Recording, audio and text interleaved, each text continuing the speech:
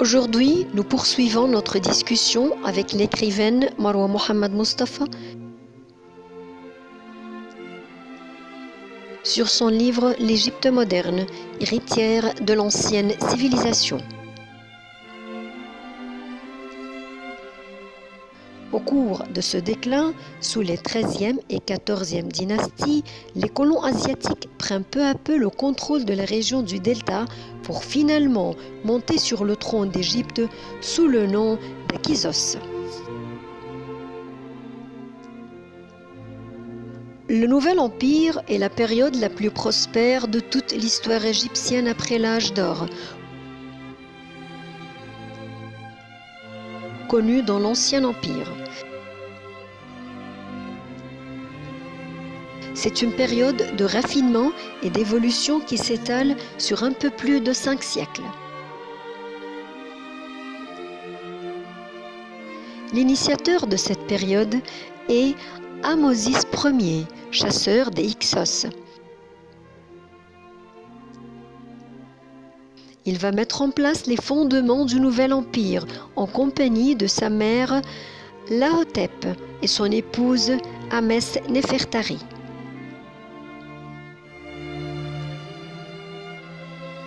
Les pharaons du Nouvel Empire instaurent une période de prospérité sans précédent en sécurisant leurs frontières et en renforçant les liens diplomatiques avec leurs voisins.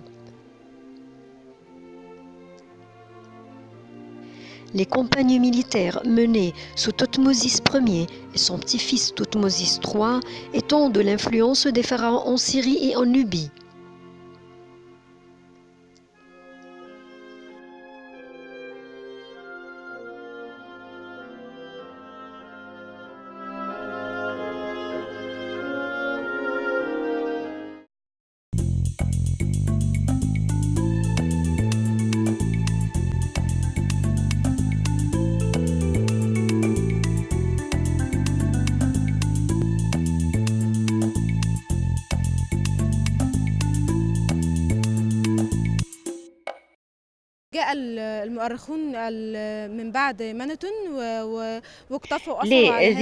Les historiens après Manetho et l'époque, les modernes historiens, c'est-à-dire après lui, ils ont subdivisé l'ancien Égypte à 3 diverses époques. L'ancienne époque et après le moyenne époque et après l'époque moderne.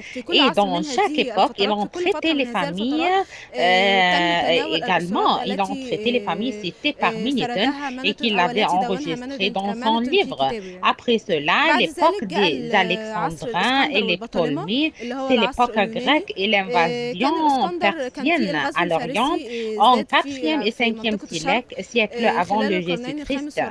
Et après l'arrivée d'Alexandre qui avait triomphé contre les Persiens et il avait institué pour la ville d'Alexandrie pour qu'elle soit une nouvelle capitale pour les pays. Elle avait une grande importance parce qu'il les considère comme un pont sur la mer Méditerranée et également c'est une cause pour la réputation mondiale de ce pays et son grande réputation dans le commerce, ce qui aide à son progrès commercial.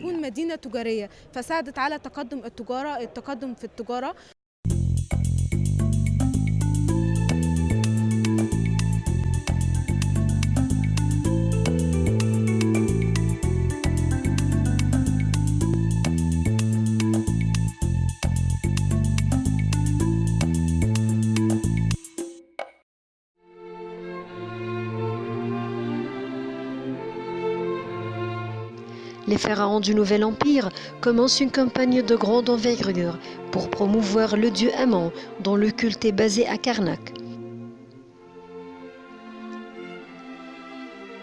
Ils construisent également des monuments à la gloire de leur propre réalisation.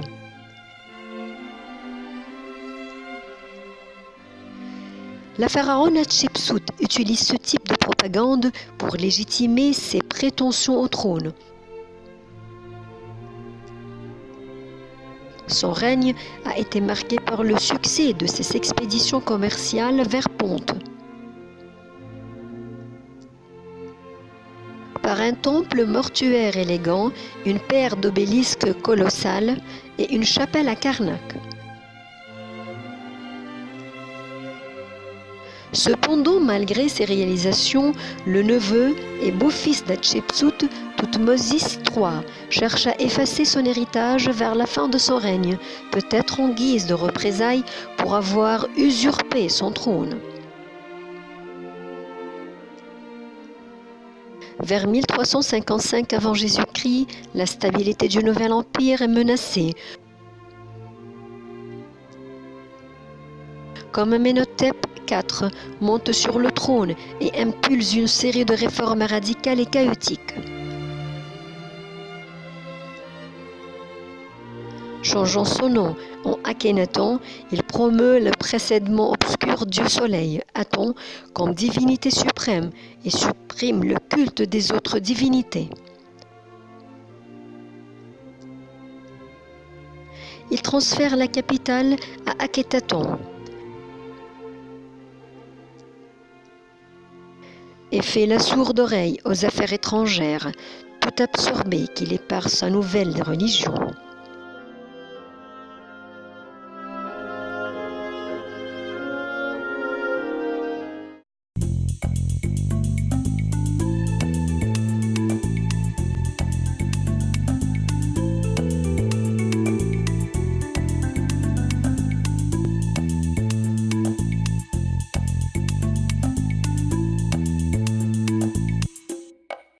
كانت جامعة الإسكندرية من أشهر الجامعات الموجودة في ذلك الوقت. L'université d'Alexandrie était parmi les universités très célèbres qui se trouvent dans ce temps ou à cette époque. Il y avait les savants les plus fameux comme Euclide et le savant qui est le savant bien célèbre de la géométrie bien sûr, et le Ptolémée géographique Manetho, l'ancien historien égyptien. Il y avait également la bibliothèque d'Alexandrie qui est parmi les bibliothèques les plus fameuses. Les Grecs conditionnent aux savants qu'ils doivent, quand ils allaient à la bibliothèque d'Alexandrie, chaque savant doit laisser un manuscrit de ses inventions dans cette bibliothèque. C'est pourquoi elle contenait plus de moitié million de livres. Les papyrus, il rédigeait les livres de ce temps sur ces papyrus. Également, il avait construit le minaret d'Alexandrie. C'est pourquoi la civilisation grecque en ce temps-ci, dans chaque époque, on avait accueilli une civilisation différente de diverses habitudes et coutumes. Patrimoine, soit l'occupation, ajoute un trait à l'Égypte ou vice-versa. Après cela, l'époque romaine, l'Égypte est devenue un État pour la première fois dans son longue histoire. Elle est devenue une île ou un pays romain. Et les Romains ont considéré ce pays comme une deuxième province après la Roumanie. Ils sont fameux par l'industrie des papiers et de la glace dans ce temps-ci. C'est pourquoi l'Alexandrie également est très réputée en ce temps-ci par l'industrie de la glace et des papiers. Il y avait un grand intérêt également accordé pour Alexandrie et après il est venu l'époque byzantine et l'époque copte. Les Coptes ont souffert beaucoup par les empereurs grecs. Ils torturent les Coptes d'une façon atroce et très sévère et ils augmentent leur degré de la torture pour les Coptes. Et l'époque copte en Égypte était un combat entre la mentalité copte et les habitudes et les coutumes coptes et entre les Romains et les Romains s'emparent à l'époque copte et ils torturent les Coptes égyptiens. Le christianisme est entré en Égypte après une grande concurrence entre la religion grecque et le judaïsme et la religion des anciens Africains. C'est pourquoi elle trouve beaucoup de difficultés au milieu de ces religions et il était une preuve et une démonstration pour le soi-même du citoyen copte et cette religion inspire que le Dieu ne va pas accepter les tortures des Égyptiens ou la souffrance ressentie par le copte à la main des Romains. Après cela, l'époque islamique, en 640 Jésus-Christ, après que Omar ibn al-Khattab avait ordonné à l'ouverture de l'Égypte et il avait chargé l'armée islamique pour cette mission sous le leadership du Amr ibn al-As. Il fait assurer les Coptes pour leurs propriétaires, leurs relatives, et il déclarait leur culte et leurs prières devant tout le monde après qu'elle était cachée et déguisée pendant l'époque des Romains ou pendant l'époque romaine. Et également à l'époque du pays islamique, il y avait de la civilisation qui se parait, il y avait de l'architecture et les arts et la construction des mosquées et des citadelles, et cela est parmi le privilège de l'époque islamique en Égypte. فده من ضمن مميزات العصر الإسلامي في مصر.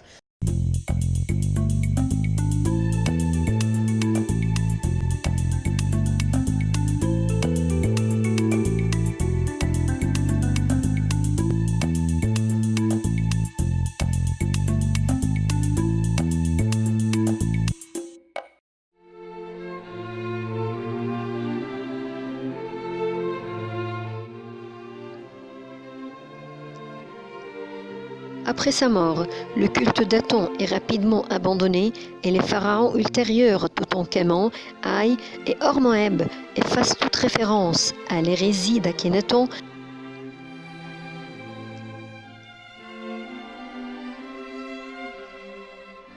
maintenant connue comme l'époque amarnienne.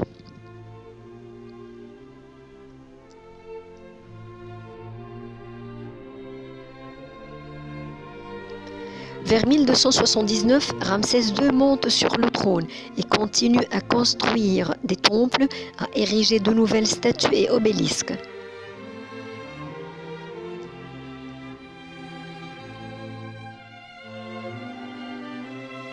En chef militaire audacieux, Ramsès II conduit son armée contre les Hittites et la bataille de Qadesh. Et lorsque les combats atteignent une impasse, accepte finalement le premier traité de paix vers 1258 avant Jésus-Christ. La richesse de l'Égypte en fait cependant un cible de choix pour l'invasion, en particulier par les Libyens et les peuples de la mer. Au début, l'armée réussit à repousser ces invasions, mais l'Égypte perd finalement le contrôle de la Syrie et de la Palestine. L'impact des menaces extérieures est par ailleurs aggravé par des problèmes internes tels que la corruption, le vol des tombes et les troubles civils. Les grands prêtres du temple d'Amon à Thèbes accumulent de vastes étendues de terre.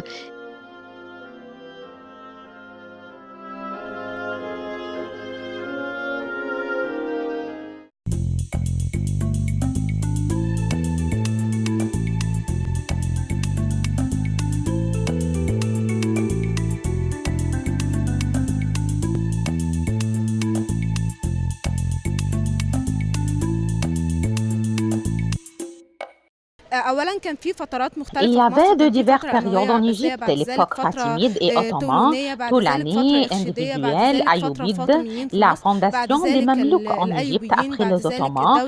Dans chaque période, le siècle se termine par le bouleversement du régime de chaque époque. Par exemple, à l'époque du pays fatimide, il y avait l'apparition de beaucoup des arts et la construction de l'édifice. La mosquée de Al-Azhar est bâtie à l'époque des Fatimides. Il y avait beaucoup de coutumes qui étaient très bonnes à cette époque-ci. La lanterne en Ramadan, parmi les décorations qui est diffusée à l'époque des Fatimides. Le désert de la naissance, le dessert également, qu'on le mange durant l'anniversaire ou durant la naissance de notre prophète, qu'Allah prie sur lui et le salut, les poupées et les cheveux en sucre, qu'on le mange et qu'on les détruit distribués aux enfants.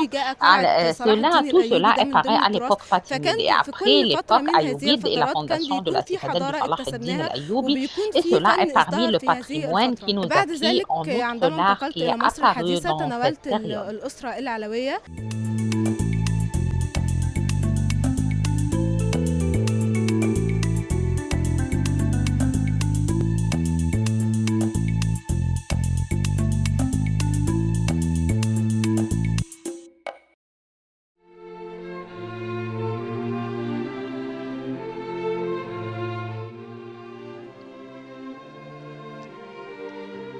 Et des richesses qui contribuent à l'accroissement de leur pouvoir durant la troisième période intermédiaire.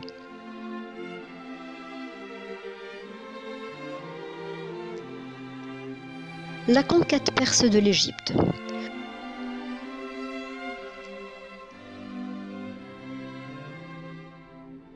Lorsque Cambyse dirige son armée vers l'Égypte en 525 avant Jésus-Christ,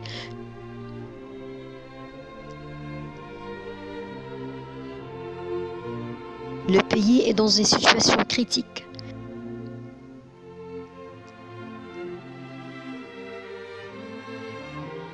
Amasis est mort l'année précédente. Psamétique III lui a succédé. Deux alliés de poids lui ont fait défaut.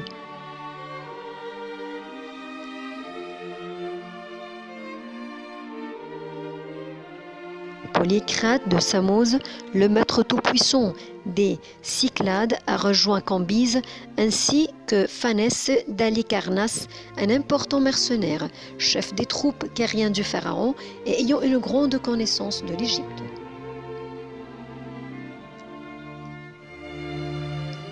Après avoir conquis Gaza au passage,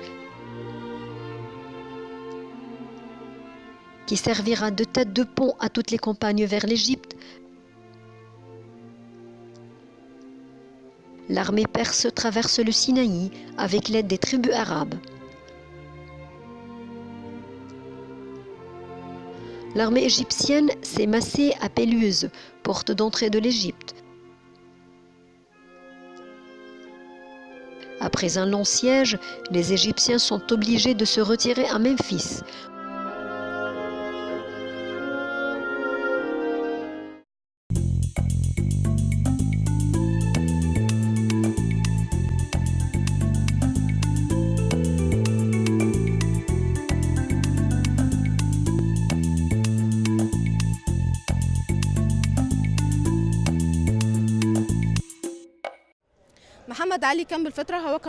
Mohammed Ali avait complété son période. Il a été un analphabète qui ne savait pas ni lire ni écrire, mais par son nature, il avait prendre en conscience qu'il va se progresser par l'Égypte et elle va être parmi les rangs des pays avancés et que l'Égypte ne va pas réaliser un progrès que par l'enseignement. Il s'intéresse à l'enseignement. Il avait envoyé des missions scientifiques vers l'étranger et il accorde un grand intérêt à l'armée égyptienne et la fondation de l'impérial dont il avait parlé. Après lui venaient ses successeurs et ses fils et ses petits-fils, pas avec la même force de Mohammed Ali, ce roi majestueux.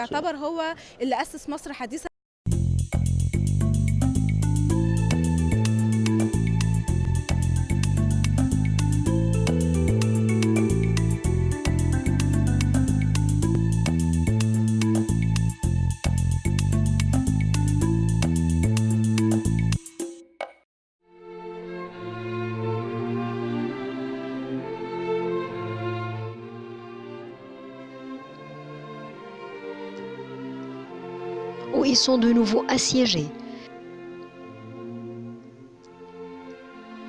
La ville finit par tomber.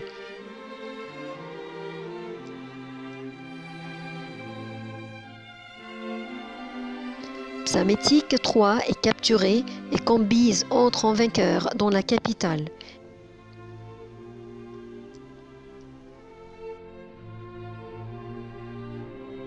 Il fit tuer 2000 prisonniers en vengeance de Mytiléniens, car il estimait que pour chaque homme massacré, en cette occasion, on ferait mourir 10 Égyptiens.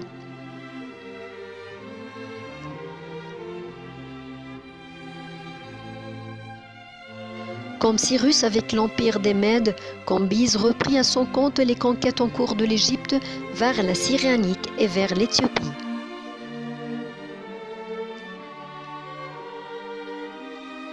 Cyrène se soumit sans combattre. Par contre, la campagne vers l'Éthiopie fut un échec.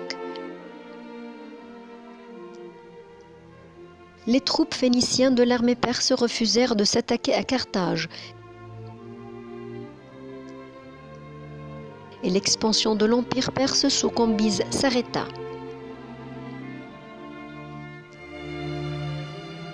Une fois maître du pays, Cambyse se fit couronner pharaon de la Haute et de la Basse-Égypte. La tradition rapportée principalement par les Grecs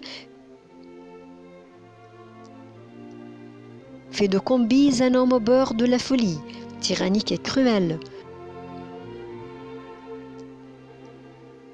On lui reproche la destruction de nombreux temples et idoles sacrées.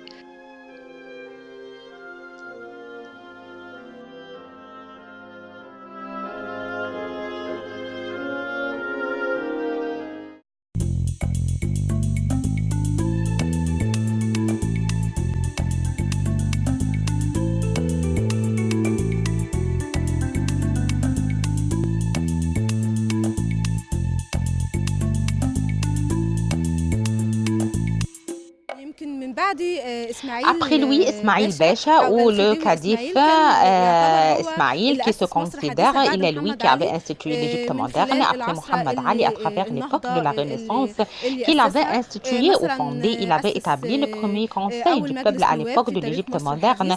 Le calife Ismaïl accorde un grand intérêt à la civilisation européenne, notamment en France.